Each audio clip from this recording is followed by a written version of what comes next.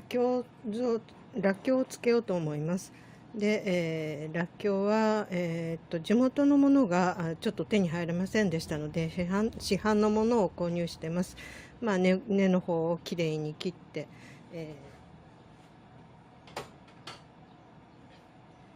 きれいに水洗いをしております。で、これは1キロほどありますが、容器がちょっと小さめのがしかなかったので、これは入らなかったら小分けしようと思います。で、きれいに洗ったらっきょうはまず殺菌消毒をします。で、今お湯を沸かしてます。湯が沸騰しました。らっきょうをざるに入れたまんま、これの上からさっとお湯をまんべんなくかけて、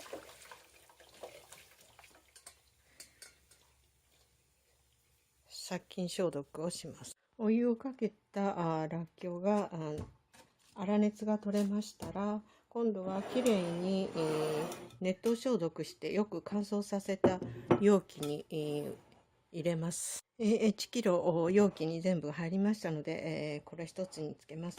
で、超簡単なのはもうこの中に、全部調味料が入ってます。お塩も入ってますから、らっきょうに塩をつけることもありません。らっきょう酢、おたふくのらっきょう酢を使います。これに、注ぐだけです。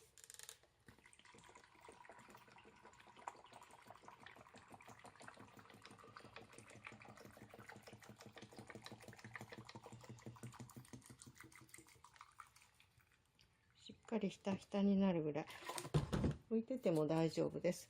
で、この中に、唐辛子を好みで入れます。今日は2つほど入れますが、でこの浮いてるのもだんだんと浸透して下に、沈んでいきますので、このままで大丈夫です。